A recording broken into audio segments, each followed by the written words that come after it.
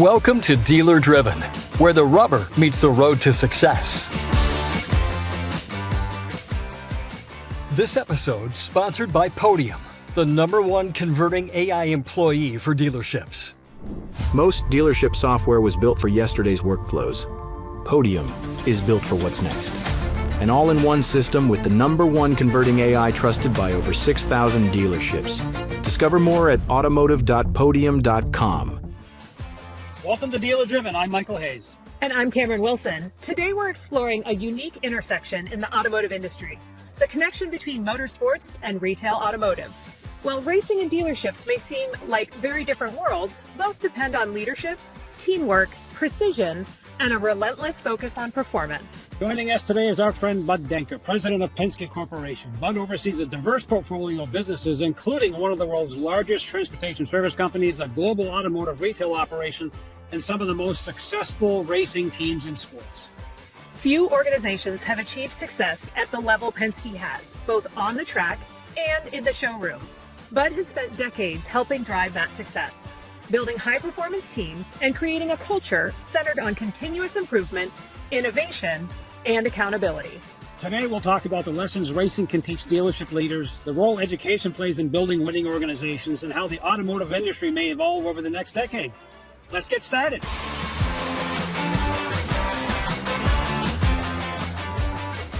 Bud, welcome to the show. We're so happy to have you. Thank you, Michael, and thank you, Cameron, for having me on your show today. I've been waiting for this moment. I've seen your shows in the past, and the folks you've had on there, they're very interesting. I hope I can at least complement that a little bit as we go forward the next few minutes of our conversation. Thank you so much, Bud. You oversee an incredibly diverse portfolio from the global dealerships to elite racing teams.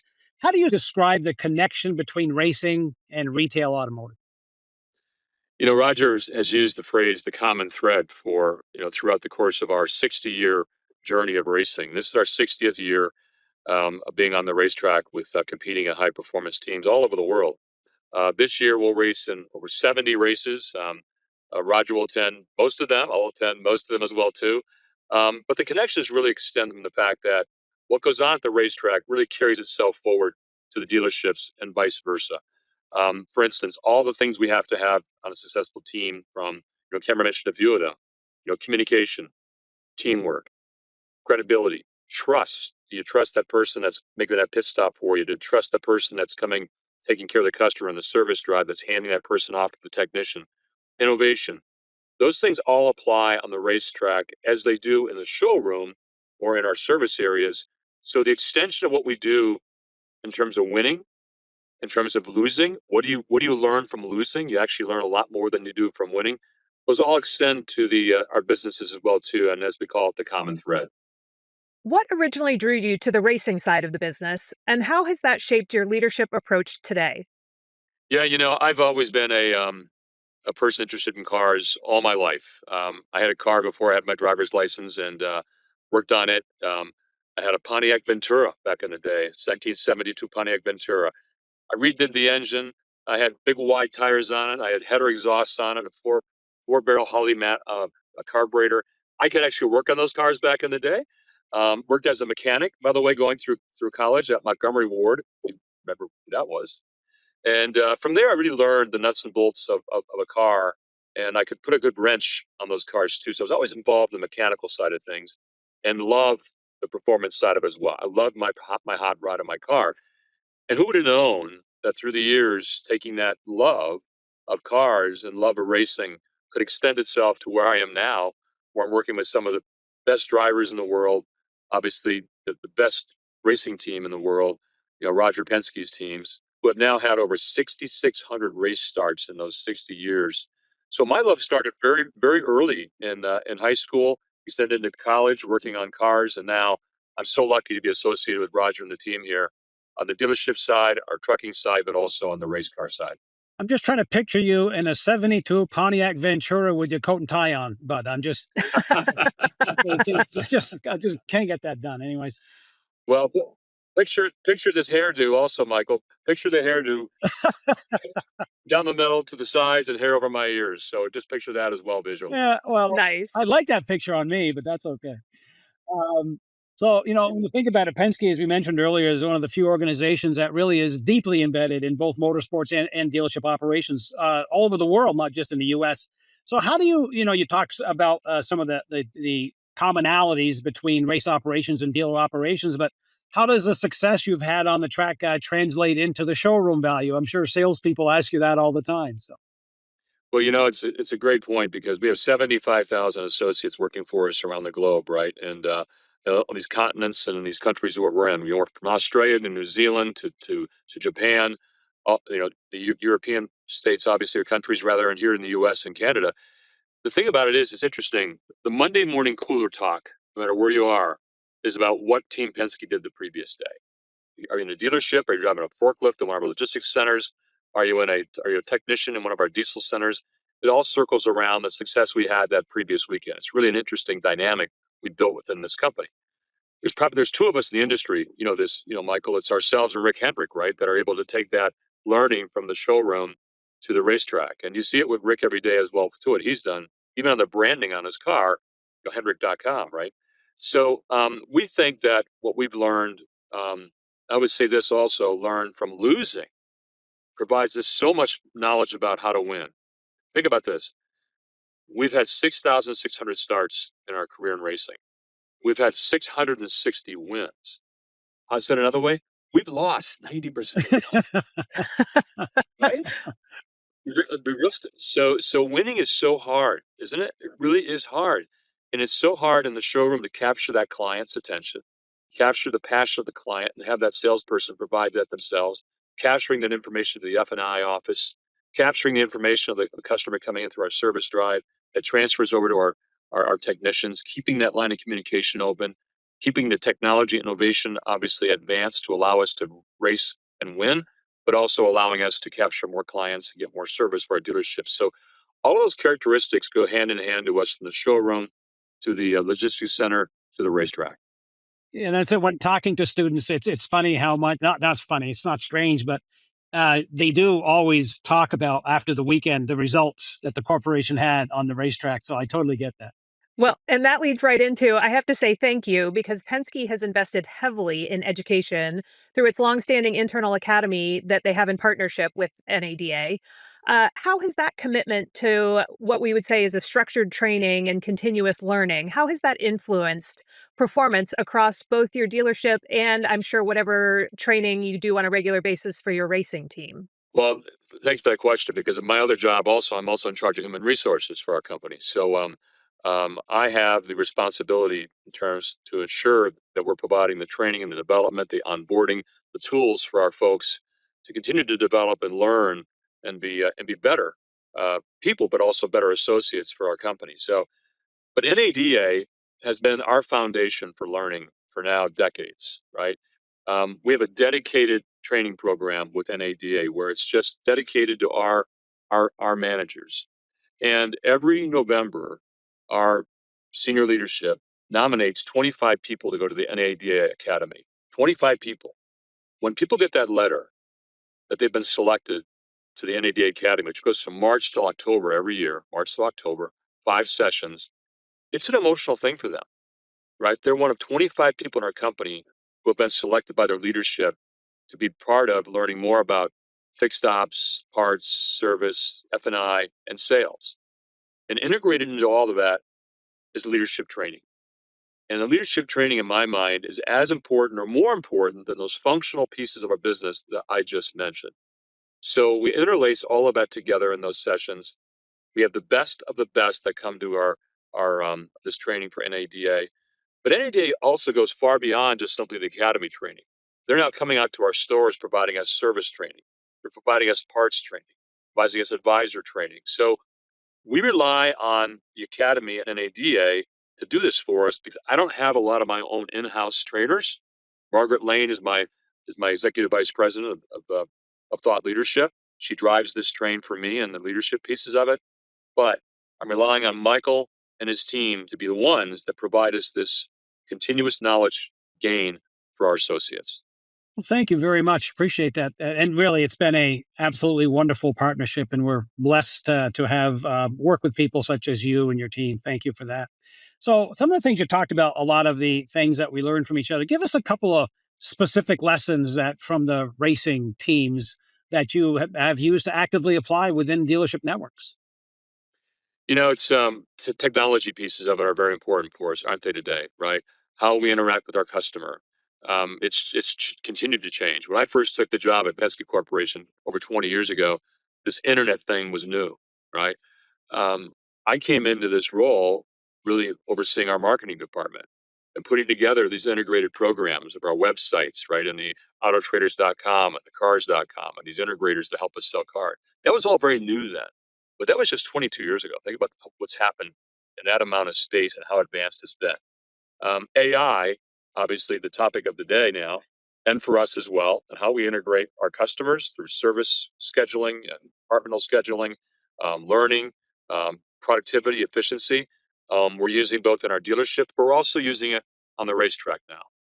We can do simulations in the racetrack now with our drivers in the racetracks and understanding tire compounds, understanding camber caster setups, shock setups in a much more fast schedule than we could ever before.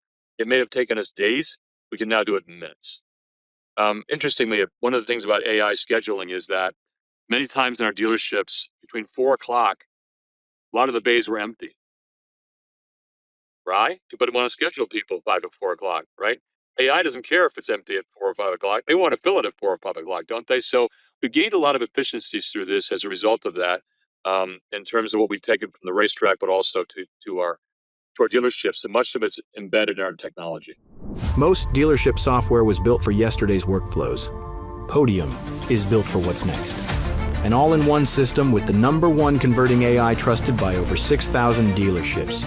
Discover more at automotive.podium.com.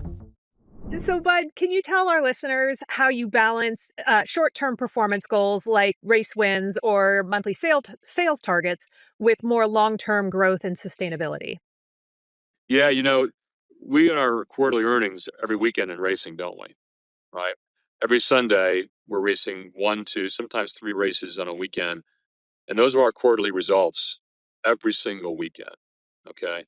So that's short term, isn't it? It's really, really short term. But we're also looking at it in terms of looking for the championship, which is down the road, right? We're not looking for that win. We're looking for sustainability and performance so that we can win the championship that may be 8, 9, 10 months in front of us. So that's how we look at it from a racing standpoint, is sustainability throughout the course of the season. No bad, dumb mistakes that take you out of a race, take you away from the point side of it as well, too. Business is the same way. Every morning, what do I get at 6 o'clock in the morning? Every morning, I get a sales report. I know what our sales were for every one of our dealerships that previous day, month to date, quarterly to date, and year to date versus prior year. By brand, by dealership. That's short term, isn't it? Okay. What's important for us as a public company is obviously quarterly results. I view that also as short term. That's 2, 3 months in duration, right? 1 month in duration. We have a few months left of us, a few weeks left of us before our June results are done and ending this quarter.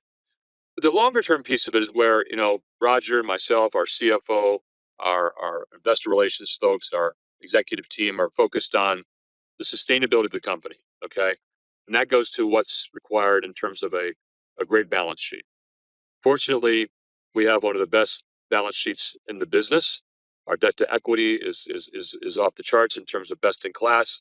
Our balance sheet, as we call it, safe and secure, learning from what we learned from COVID a few years ago, is just that, safe and secure. So we're looking at the investments we can make for the future to invest in new businesses, to provide dividends to our shareholders, but also to provide the opportunity to invest in CapEx for dealerships we have today. So that cash flow, that balance sheet, that sustainability is more important to us in terms of longer term pieces. But I got to tell you, I go back to my everyday at 6 a.m. sheet in front of me. What do we sell the previous day? It's all important. It's always difficult for me sometimes to realize that growing up where we value short-term results, how do we sometimes suffer in our industry for not looking longer term? And that's thanks for sharing your thoughts and ideas on that. So, and taking that a little further, then give us an example of leadership challenges where lessons from one part of the business has helped solve a problem in another part of the business. Yeah, I'll give you a very unique one.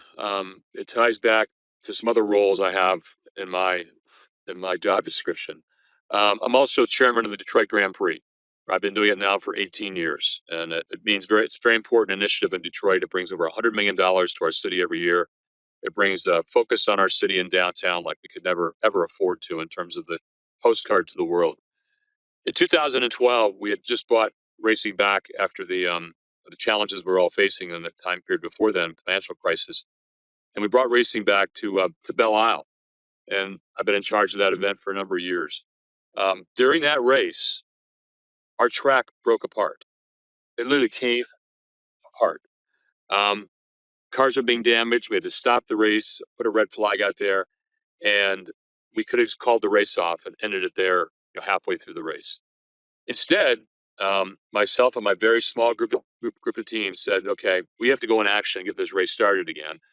So inherent to me was just jumping in. There was never this is not part of your job description to do this. You're not supposed to be doing that. I learned within minutes how to lay concrete down and how to make it dry and how to make it hard from a PSI standpoint within a matter of minutes. We fixed the racetrack. Multiple places had to come together in less than an hour and a half with my team out there. I remember my wife talking to my son saying on TV, "Is that Dad on his hands and knees fixing the racetrack?" And my wife said, No, his shirt's untucked and his hair's messed up. So, but it just was an inherent piece that's within our culture. And it starts from Roger in terms of the top-down portion of it. We'll never ask someone to do something if we can't do it ourselves. In that example I just gave you, I've heard many times I've gone out and saw people in our business, but also a part of our racing that if you're willing to step in and do something that somebody else would do that's not part of your job description, that you may be so far elevated from, how can you really connect to your people in your business? I like to say this, when Roger goes into a dealership, the technician, the person washing the floor, the parts clerk, parts runner is just as important as a general manager. And when he walks to that dealership, when he talks to those people, they feel like they're the only person in the world at that moment because of the humbleness and the communication that he has. And what drives me crazy about Roger is he never forgets a name. Never forgets a name. I sometimes forget my name. So he's just that good. So taking those things and ensuring that you're never too far above doing what your folks do and knowing that they know that, in my mind, is important from racing to running a racetrack or in our dealership business. It's a great example. And then on top of that, now you have the talent to be resurfacing your own driveway at home. Yeah, that's such great advice. So, Bud, with your job description, it sounds like you manage a million things at Penske. But what would you say is the most underrated trait in a high-performing team? I think there's two of them. Listening and engaging. It's so easy to jump in and just want to be heard, isn't it? And you know those people, right? That they're just listening to you because they just want to say something in the past. They're not even listening to you. Their eyes are somewhere else, fixed on something because they want to just jump in with their own opinion. So I think the art of listening is a lost art in many cases. I think the way we communicate by our phones and by text is a lost art. I often tell my sons, you need to contact somebody. Just call them. Call them. Don't text them. Call them. Having that voice-to-voice connection is so easy, isn't it? We lose sight of that thing. So I think listening from a leadership standpoint is such a critical lost art that we all need to remember and think of. And then the other piece is engagement, right? Engagement covers a lot of things from communication to touch points. Everyone likes to hear their name, don't they? Everyone likes to hear you mentioning someone else's name. There's no more important thing in the world to that person at that moment than just that. Do that. It's simple things. It doesn't cost you $1 to do any of that. It doesn't cost you $1 to listen better. It doesn't cost you $1 to engage better. Those, in my mind, are the two pieces that I try to focus on when I try to look at my leadership skills that I need to continue to develop. That's great. And the skills that we can teach a lot to, just say people from the digital generation, maybe a little bit more often than we do. So, You bet. Absolutely. yeah, with all the changes going on in electrification, digital retail, and different ways that fans engage with dealers as well as with the sport itself, sport of racing itself, how do you see automotive retail and racing evolving over the next decade? Yeah, it really has. I mean, the evolution that's happened just in the last 5 years on the racetrack, from what was before a normally aspirated V8 or V6 engine to now sometimes a Formula One of a V4 hybrid engine to IndyCar with a V6 hybrid engine, right? Taking that regeneration and making power out of it has really changed just in the last few years. This is not 10 years ago. This is in the last few years. So the focus on obviously sustainability with the manufacturers has led us to what we're doing today on hybrid technology, but it's also the complement that they're taking from our race engines to making their cars better from a hybrid standpoint. There are racing series that are totally BEV related, 100% BEV. Formula E is one that races around the world. It's more of a commercial play than a consumer play. I mean, when you think about it, we're not in that space. We're still with the ICE engines with a hybrid technology to them as well, at least on the IndyCar side and the sports car side. That's evolving. What's interesting isn't the fact that Formula One's even talking about now in 2031 coming back to a V8 normally aspirated, loud as hell engine with no hybrid technology. So isn't it funny how fast these curves change based upon consumer requirements and also industry requirements and government requirements? We've always been a company that insists upon let the consumer choose what they want. Don't have government choose for us. And we've seen what's happened in the last few years when that happens in terms of what the requirements are going to be in 2030 and 2035 in California, for instance. Look what's happening in the UK, right? 27% of all cars sold right now need to be battery electric. Does the consumer want that? The fines being paid by the OEMs are substantial if they don't meet those requirements. So let the consumer choose, develop the technology for the future, which the OEMs are doing, the smart ones are doing, but let them choose. And that's our belief in it also from the automotive standpoint. The trucking industry is the same way. Remember 3 or 4 years ago, Michael, there was a big focus on, Class 8 electric trucks. Not in my lifetime. I'm confident of that. These trucks weigh 8,000 pounds more, which means less payload. They cost about $150,000 to $200,000 more than a Class 8 truck. I can drive my semi with 5 to 7 miles per gallon with diesel, 3,000 miles across the country. I can drive a battery electric Class 8 truck 250 miles.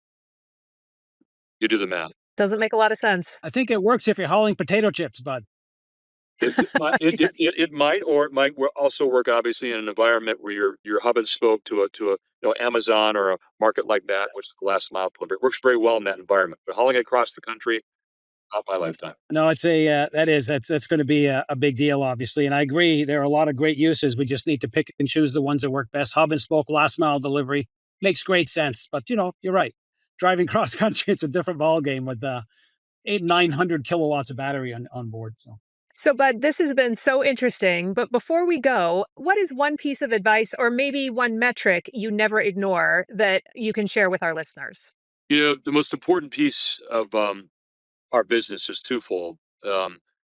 Is the voice of our customer. And as Roger says, we have two customers. Okay.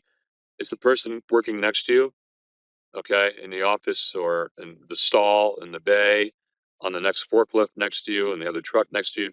That's one of our customers.